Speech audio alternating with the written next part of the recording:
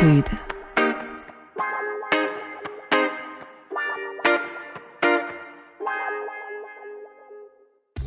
Prude, le podcast qui partage l'humeur sexuelle de son époque. Vous entendrez ici des témoignages spontanés, insolites, décomplexés, qui ouvrent l'esprit et donnent envie de se faire du bien ou apprendre à le faire. Car oui, le sexe est une source gratuite de bonheur qui est sûrement bien plus forte que la culture, la bouffe ou encore la drogue.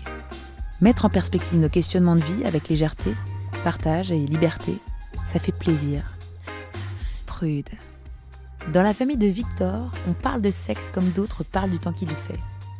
Son père lui demande par exemple de lui enregistrer les pornos de Canal+, ne sachant pas le faire lui-même. Le jour où il réalise qu'il aime les hommes, pour lui c'est une joie, c'est une épiphanie. Son premier amour l'aimait perdument, presque à tout prix.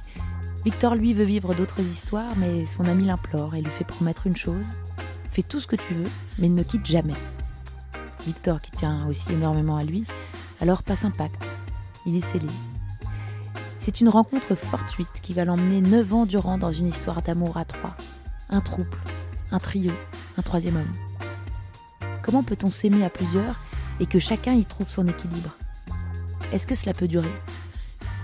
Victor nous raconte son récit hyper attachant. Prude. Alors moi je m'appelle Victor, je suis de Marseille et je suis d'un milieu assez libéral, bourge à mort. Tu vois, dans une famille où les choses sont dites, redites, c'est-à-dire que la sexualité est tout à fait possible dès le plus jeune âge. Mon père m'a roulé une grosse pelle un jour devant un film parce que je pouffais quand il y avait Red Butler et Scarlett O'Hara qui s'aimaient et qui s'embrassaient. Il a proposé à ma mère de me montrer son clitoris. Depuis que j'ai lu le consentement, je me rends compte que c'est quand même peut-être pas génialement cool, quoi. Même mon psy, quand je le raconte, il y croit pas. Donc voilà, ça c'est mon milieu. Et j'ai un frère, qui est totalement obsédé par le cul, très très différent de moi. En fait, l'histoire, c'est que donc moi j'étais baigné dans le cul depuis petit. En plus, on était énormément de cousins et beaucoup de cousins-cousines, mais beaucoup de cousins du même âge, des garçons. Donc le cul, il fait partie de notre vie depuis qu'on est tout petit. On fait beaucoup de touches pipi, on fait beaucoup on s'amuse, on se donne des challenges, se sucer, pas se sucer, se toucher. Ça fait beaucoup partie du truc. Et mon père, en plus, justement, c'est le début de Canal, donc il nous demande d'enregistrer les vidéos de cul parce qu'il sait pas programmer le magnétoscope. Donc à 10 ans, avec mon frère, on enregistre les pornos pour lui, si tu veux. Donc le cul fait vachement partie de notre vie. Et moi, je comprends que je suis pédé hyper vite dans ma vie. Pour commencer, je me retire des touches pipi. Assez vite en me disant oh là là là là, là tout le monde s'amuse, tous les cousins s'amusent. Si quand j'ai 16 ans j'arrive et dire en fait j'étais pédé, excusez-moi, je voulais pas qu'ils disent t'en as profité un peu, tu vois. Donc là déjà j'ai la puce à l'oreille vers 8 ans. Et puis après en 6e je me souviens que j'adore Frank Lesbros, j'adore plein de mecs et tout ça, mais je tombe fou amoureux d'une fille en 5e, et qui était elle amoureuse d'un autre mec, et je me suis rendu compte qu'il y a eu un glissement. J'étais amoureux très très fort de la fille, je lui donne ma médaille de baptême, elle me donne ses disques de Michael Jackson, on est très amoureux. Puis après je me rends compte que je suis un peu amoureux d'elle et de son fiancé, du couple un peu, des deux. Et un jour je réalise que je suis complètement amoureux de Hippolyte, et c'est dingue, et je cours partout en ayant à la fois une peur pas possible de me dire oh là là là là, mais en fait je suis pédé, et à la fois une libération, un truc très très joyeux, un genre d'épiphanie. Je me revois courir dans la bruyère et me dire oh là là, c'est génial, je vais pas être obligé de reproduire tous les schémas, j'aurai pas d'enfant, je serai tranquille, je pourrai inventer ma vie, je suis tranquille ou bilou, voilà, j'étais content. Et le premier jour où je vois Sébastien, il arrive pour chercher une chaise, et là j'ai le coup de foudre absolu au conservatoire, et là j'ai 18 ans. Donc avant 18 ans, si tu veux, il n'y a rien qui s'est vraiment passé, ni avec des garçons, ni avec des filles, jamais vraiment d'histoire réelle. Et donc quand je rencontre l'homme, là va commencer un dragage et tout ça, donc c'est début septembre, c'est la rentrée, et en fait une drague qui dure jusqu'au, je me souviens très bien, 5 avril. Avec tous les jours où tu te fais dans ta tête qu'est-ce que je vais dire, qu'est-ce que je vais pas dire, enfin là, tu vois, là, l'histoire d'amour, normalement que tu vis à 12 ans, moi je le fais à 18. Et lui, je comprends pas pourquoi il flanche pas. Le 5 avril, on se roule une grosse pelle. Et là, libération totale, je me dis, mais j'ai pas du tout envie de faire du cul. Je trouve que des espèces de stratégies pour pas aller dans la chambre d'étudiant, pour pas que ça se passe, enfin je sais pas très bien. Comment éviter? Alors on se fait des roulages de pelle, mais dès que ça commence à se caresser, j'ai pas envie.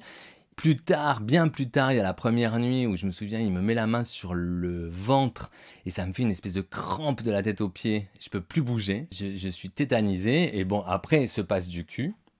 Donc les 2 premières années, top le cul. Et après, assez vite, comme normal, je tombe amoureux de mon meilleur ami qui a le même prénom que lui, qui est hétéro, dans le cours de théâtre. Et quand je lui dis, là, et ça sera, je pense, une espèce de pacte qui va durer, qui dure encore presque maintenant, il s'écroule en larmes et il dit « Fais ce que tu veux, mais ne me quitte pas, mens-moi, je t'en supplie, mais ne me quitte jamais. » Bah, le truc, c'est que moi, je me dis que c'était effectivement, j'étais amoureux d'un hétéro, ça n'aurait pas de conséquences, mais dans ma tête, ce qui est vertigineux, c'est que je me dis, bon, bah, la vie est plus compliquée que prévu, enfin, ou aussi compliquée que prévu, il faut peut-être changer, il faut peut-être avoir d'autres histoires. Et là, je suis face à un mec qui me dit, fais ce que tu veux toute ta vie, mais en gros, ne me quitte pas, autrement, je m'écroule en larmes et je préfère que tu me mentes, que tu fasses, en fait, que ta vie soit un mensonge. C'est une histoire de dire, on se dit pas les petites tromperies que de dire, mens-moi, mais reste. Donc là, très compliqué, surtout qu'ils ont le même prénom. Donc à chaque fois que j'embrasse mon mec, je l'appelle et je ne sais plus à qui je parle. Donc je ne sais plus avec qui je fais l'amour, je ne sais plus qu'est-ce qui se passe. Il faut que je vive une autre histoire, même quitte à revenir avec le premier. Quitte à revenir, mais il faut que je vive un truc, si tu veux, j'ai 18 ans, j'ai 19 ans, j'ai 20 ans, j'ai 21 ans, j'ai 22 ans, j'ai 23 ans, j'ai 24 ans, j'ai 25 ans, j'ai 26 ans, j'ai 27 ans, j'ai 28 ans, il faut que je trouve quelqu'un d'autre. Et ça ne se produit jamais. Théoriquement, je me dis, c'est pas possible de connaître qu'une seule histoire, le temps passe. Deuxièmement, je me dis, le cul, c'est plus comme au début, donc ça serait vachement bien de, tu vois, tester autre chose, j'ai envie d'autre chose. Et en même temps, je rentre dans un cycle infernal avec mon meilleur pote, on l'appelait la malédiction. C'est-à-dire que j'ai de plus en plus envie de plaire, faim de plaire. Je ne sais pas ce que je dégage, mais j'ai l'impression que ça fait fuir les mecs. Alors, ce qui est extrêmement bizarre, c'est que dans mon métier et partout, on m'a renvoyé que j'étais beau, que j'étais sexy, que les filles, tu vois, elles trouvent que je suis hyper bien. Enfin, je savais ça. C'est-à-dire que ça fait comme une espèce de... Les gens, ça ne marchait pas. Et ça dure 12 ans. Si tu veux, de 18 à 30 ans, où je ne connais qu'une seule peau, qu'une seule odeur, qu'une seule quéquette, qu'une seule histoire, et je suis de plus en plus affamé, et je suis de plus en plus à même, je vais dans des saunas, j'essaye, tu vois, par tous les moyens, de voir si je peux plaire, et j'ai l'impression que ça ne marche pas, ça ne marche à aucun endroit. Et en fait, ce qu'on me renvoyait qui me rendait dingue, c'est qu'avec moi, c'était trop sympa. Hyper sympathie, anti-sexe. Anti-sexe. Tout était possible, les vieux, les jeunes, les gros, les n'importe qui. Moi, j'aurais fait, au bout d'un moment, tu vois, j'aurais dit, mais banco à n'importe qui. Prude. Le jour de mes 30 ans, dans le public, il y a une star de chant lyrique qui est le métier que mon mec n'avait pas réussi à faire. Donc, son gros problème narcissique, sa grosse faille, sa grosse angoisse, sa grosse tristesse, son deuil. Le chant lyrique est un mec, la même voix, mais juste le mec le plus connu de France, voire d'Europe, dans la salle. Et on me dit, tu plais vachement à ce mec. Là, c'est les 6 mois les plus romanesques de ma vie. C'est-à-dire qu'en fait, j'ai connu la passion dévastatrice. Celle qui fait que même quand tu réussis à avoir un rendez-vous alors que tu penserais jamais que ça serait possible et que tu es à Bruxelles et que tu achètes des tonnes de pâtisserie, de fromage et de charcuterie et de fleurs pour en mettre plein ta chambre d'hôtel et que le mec il fait juste un Paris-Bruxelles, Bruxelles-Paris parce qu'il chante le soir dans une des plus grandes maisons d'opéra du monde et qui vient et que tu as mal au ventre et tu sais que c'est jamais joyeux. Tu sais la passion où c'est jamais joyeux. C'est-à-dire avant, pendant, après, tu as trop mal au ventre. Bah en fait, le mec vient me voir jouer donc l'anniversaire de mes 30 ans. Je sais plus tard, 2 jours après, qu'en fait, je lui ai tapé dans l'œil. Je deviens, mais carrément fou, quoi. En fait, c'est la première fois que ça m'arrive de ma vie. On déflorait un peu ce truc de s'envoyer 600 textos par jour. C'est la première fois que je le faisais. Sur scène, je me tournais dos au public pour regarder les textos. Et lui, il est en couple, archi-couple aussi. Et il me dit, premier rendez-vous, il me dit, viens prendre le petit-déj, il y aura mon mec. Et là, je suis dégoûté. Je me dis, putain, mais non, mais c'est pas vrai. c'est pas vrai, il veut pas faire pote avec moi ou il veut pas un truc d'embrouille. Moi, je suis déjà carrément, c'est l'homme de ma vie, c'est le nouvel, c'était d'un coup, c'était tout pour moi. Donc, je me dis, mais qu'est-ce qu'il veut mélanger? Qu'est-ce que c'est ce truc? J'oublie que lui, il a sûrement vécu avant, que les gens n'ont pas le même parcours que moi. Donc, moi, je deviens taré. Je veux pas aller prendre de petit déjeuner avec lui et son mec. Je jouais à Bruxelles.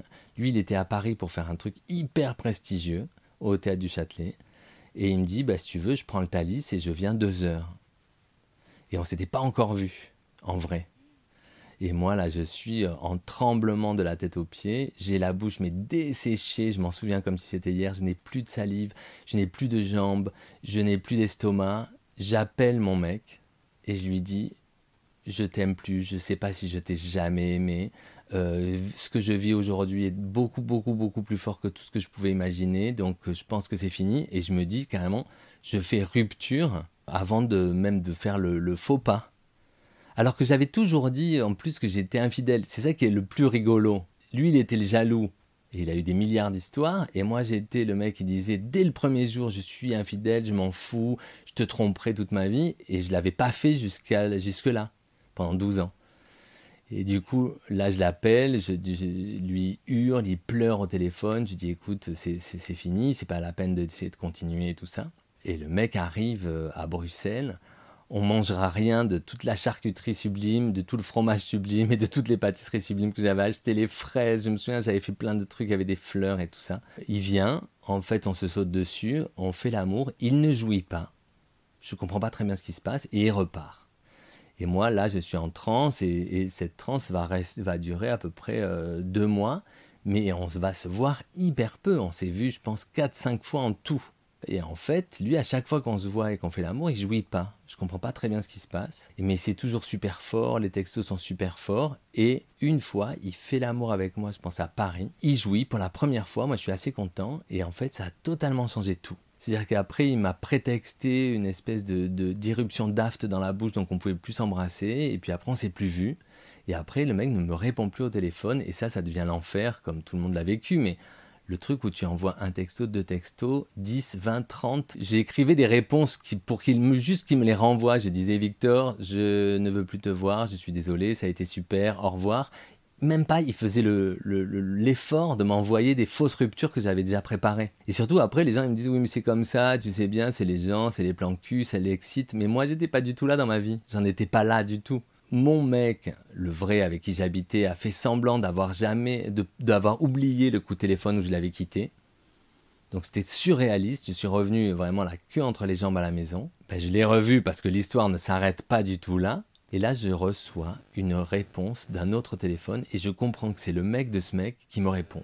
Mais revanche à fond, en même temps lien avec lui, en même temps revanche, en même temps je comprends rien. Et là, ça dure tout l'été parce qu'on ne peut pas se voir, je ne suis pas là l'été. Je me souviens sur des bateaux en Corse, de partout, en Haute-Savoie, en haut des montagnes. Aussi, la frénésie des textos avec son mec. Et petit à petit, chauffage, mais intégral avec le mec du mec. Bon, moi, je suis à fond les balles. Là, je me dis, mais qu'est-ce qui se passe ? On décide de se voir en septembre à Paris. Rien ne se passe, rien ne se passe. Et moi, je repense à ma malédiction. C'est-à-dire, je repense à quand même 12 ans de loup en chasse qui n'a jamais rien réussi à faire. Ce type qui était ma première histoire qui, au bout de 3 fois, veut plus me voir. Et là, moi, grosse pression, j'ose rien faire. Je fais juste le repas et je fais rigoler, mais j'ose rien faire. Et à un moment donné, je dis, excuse-moi, mais ça t'embête si on s'embrasse, au moins ça crève un peu la pression. Et le mec me dit, oh bah tu gâches tout, c'est quand même avant que c'est le plus drôle. Il y a eu toute l'histoire sous-entendue avec son mec avant. Je me dis, mais qu'est-ce que tu vois, qu'est-ce qui se passe, quoi. Et finalement, on se fait un bisou un peu sans joie. Je me dis, merde, j'ai peut-être tout gâché, mais moi, je suis encore le mec qui croit qu'il plaira à personne jusqu'à sa mort. Donc, je me dis, putain, mais qu'est-ce que je fais, tout ça. Et finalement, on s'embrasse plus, c'est bizarre, on finit de manger. Je comprends qu'il dort là. Donc, je me dis, bon, bah, peut-être cette nuit, on va se venger, tu vois. Et voilà, ça va, on va au lit, on commence à faire l'amour. Le mec, accroche-toi, qui s'endort au milieu. Je ne savais pas que c'était possible de s'endormir au milieu de la baise, Archi dégoûté, je me rendors. Je ne sais pas pourquoi au milieu de la nuit, il y a une rechauffe. retente, on recommence, il redort. Et ça, c'est une histoire qui va durer, moi je suis bien dans la longueur, c'est une histoire avec ce mec qui va durer 4 ans et demi. C'est une histoire, donc je suis toujours, dès que je croise le mec de ma passion amoureuse dans les couloirs de son appart, je suis en transe, mais transe maxi. Quand ils sont tous les deux, je dors sur le canapé.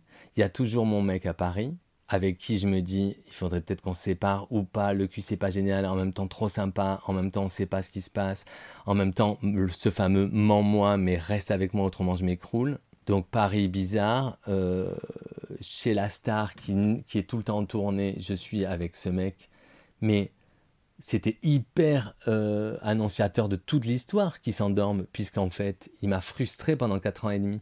C'est-à-dire que moi j'avais qu'une envie dans ma vie, c'était juste de faire l'amour avec ce mec, et ce mec n'avait quasiment jamais envie. Et en même temps il me gardait en me disant mais tu vois pas que c'est une histoire d'amour. En même temps on travaillait, on faisait des spectacles géniaux ensemble, on était tout le temps fourrés ensemble, et dès qu'approchait la nuit, il y avait une espèce de montée de haine, de colère, d'angoisse, et je me disais ça va pas se faire, et ça ne se faisait jamais quasiment. Et je sais pas pourquoi je suis resté, j'en avais tellement envie, j'avais envie que ça marche, j'avais envie de ma revanche avec la passion, on s'entendait hyper bien, on faisait des trucs super ensemble, tout était super dans la journée, il y avait juste la nuit où ça devenait l'enfer. Et j'ai compris, enfin tu vois, il y a ce truc des phéromones, au bout d'un moment tu deviens fou, tu peux même plus dormir, j'allais me masturber. Ben la star, il faisait genre... Après j'ai su que si tu veux, c'était un énorme don Juan, donc en fait que j'étais... le 650e sur la liste, donc en fait je me suis dit il faut arrêter la carte Cécile Volange ou Madame de Tourvel, tu vois, il faut jouer genre en fait je savais que les plans cul c'est la vie, mais donc je faisais un peu genre tout va bien, tout est normal, mais je morflais à mort, je morflais de l'un, je savais pas lequel des deux me faisait le plus souffrir, je savais plus où j'habitais en fait. Ça a été de plus en plus compliqué, de plus en plus triste, de plus en plus glauque. Et là, il y a une autre énorme période de ma vie qui s'ouvre. C'est en fait mon mec avec qui je vivais à Paris, rencontre un garçon et me dit « il est super, ça serait bien que tu le vois ». Et moi, bizarre, je dis bah, « c'est une histoire entre vous, si vous voulez, moi j'ai fait pique-pendre pendant 4 ans, tu peux vraiment faire, quand je suis en tournée, faire ta vie et tout ça ». Il me dit « non mais ça serait sympa que tu le rencontres ». Et je rencontre ce gamin, je dis gamin parce qu'il a 15 ans de moins que nous. Et en fait, petit à petit, une espèce de complicité à trois, une espèce de joie de vivre, un truc beaucoup plus simple. Je les laisse faire leur vie. Et puis un jour, il se trouve qu'on est en vacances, ils me disent pourquoi pas dormir à 3, c'est plus simple. Et puis finalement, on fait l'amour à 3. Et puis on rentre dans une espèce de période bizarre. Moi, je n'avais pas prévu ça. C'est hyper sympa. 9 ans. On est 3, donc on peut être 3, on peut être 2. 2 les uns, 2 les autres, 2 et 1. Et on peut être 1 aussi. Extrêmement sympathique, et dans la sexualité, et dans la gestion du quotidien, et dans la libération aussi de plus être responsable de l'un, de l'autre, une espèce d'autonomie, un côté groupe de potes qui baisent, et qui s'aiment très fort, on s'est aimé très fort, 9 ans, tu te rends compte ? C'est-à-dire que ce qui est rigolo, c'est qu'en plus, c'était tellement simple tous les 3 qu'en fait, même les 3 familles ont trouvé ça hyper simple. On a tout de suite vu les neveux, les nièces, les petits frères, les grands-parents. Enfin, c'est-à-dire que tout le monde a trouvé ça ultra simple. Une réinvention du truc, quoi. Prude. Et au bout de 9 ans, en fait, je tombe amoureux de quelqu'un d'autre. L'amour, l'envie de faire les mêmes choses, de parler des mêmes choses, tu vois, un truc qui m'était pas tellement arrivé. Bah, une application en plus, tu vois, une application de cul, où tu penses que tu vas te voir vraiment une fois dans ta vie, et en fait, d'un coup, c'est ton histoire d'amour jolie, dont tu rêves à 2. Parce que j'adorais le trio, mais si tu veux, c'était un truc un peu particulier. Là, d'un coup, tu es à 2 et tu as envie de faire le tour du monde, voir tous les films du monde, faire tous les plats du monde. Mais d'un coup, c'est comme un conte de fées qui me tombe sur la tête. Et moi, de l'autre côté, à la maison, on était 3, mais comme 3 potes. Donc je me disais, bon, on va peut-être négocier le virage.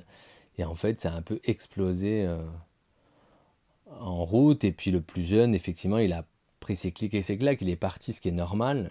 Lui, il a 30 ans, donc il s'est dit, je vais faire ma vie maintenant.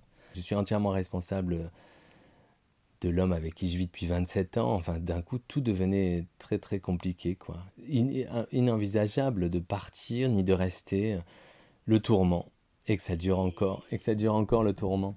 Bah là, maintenant, j'ai petit à petit, avec le premier, c'était de plus en plus difficile. Donc, j'ai carrément fait une chambre à part. Donc, on fait chambre à part. Parce que j'avais plus envie du tout qu'il y ait de rapprochement physique. C'est comme un truc de siamois au bout d'un moment, si tu veux. La personne avec qui tu vis du matin au soir depuis que tu as 18 ans et tu en as 46, tu deviens taré de te dire c'est comme si on t'amputait une jambe. En plus, sa réaction à lui est toujours la même que quand on avait 19 ans. Si tu veux, il me dit mens-moi, mais reste. Autrement, je m'écroule. Et du coup, moi, je suis dans ce truc-là. Et l'autre, en fait, il a juste envie de me dire, mais viens, on se barre, on se fait une maison à nous, une vie à nous, et tu n'entends plus parler de ton passé, de ton enfance, de toutes ces histoires. Il veut redémarrer, il veut démarrer, lui. Donc, il devient taré. Et là, je suis encore dans une autre forme de trio, mais dans un trio un peu épouvantable, quoi. Parce que les deux me pèsent, tu vois, me font peser une responsabilité de leur malheur, alors que moi, j'ai l'impression de demander rien à personne. Mais bon, en fait, c'est une autre manière de demander, sûrement, mais tu vois. Non, non, le trio, il est vraiment impossible. Enfin, tu vois, le nouveau, il n'a pas du tout envie de ça, mais ils se sont rencontrés, figure-toi, dans le confinement, parce que carrément, il m'a proposé. Et moi, j'étais à Lyon, je jouais un spectacle qui s'est annulé, donc j'étais avec le nouveau, à qui j'avais dit de venir. L'autre, je lui avais dit de ne pas venir. Donc, tu vois, je fais des espèces de trucs très symboliques, très forts, en disant bon, maintenant, mon histoire d'amour, elle est avec lui. Ma relation siamoise, malade et en même temps sublime, elle est avec l'autre. Enfin bon.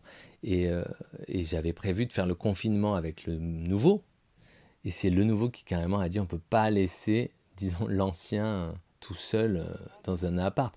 On s'est retrouvés tous les trois. On a passé 7 semaines ensemble dans la maison. Le truc un peu conventionnel de l'amour à deux, presque même envie d'être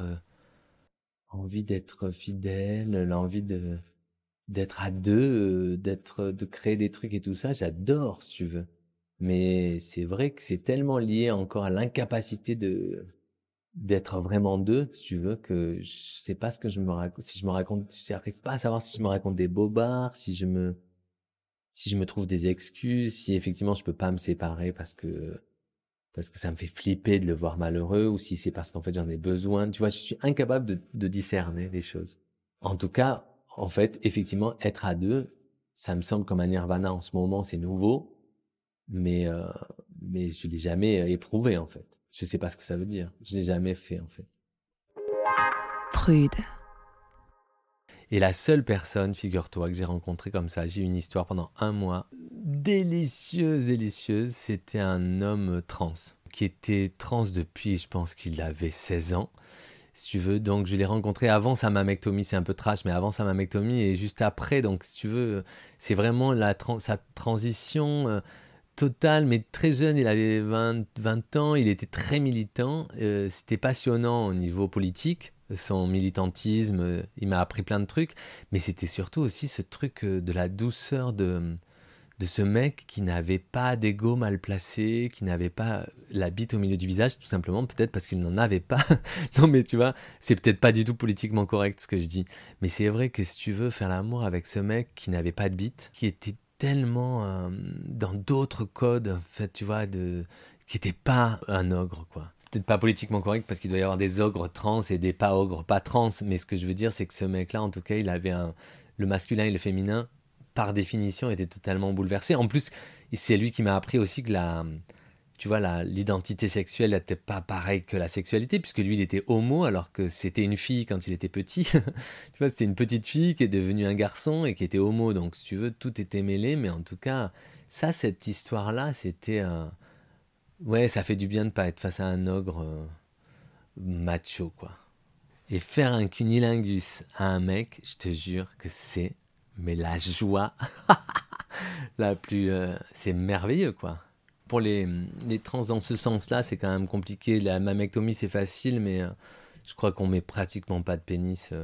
C'est trop compliqué, c'est trop dangereux. Il y a les veines qui sont à côté. Je crois que c'est un peu la loose, ça.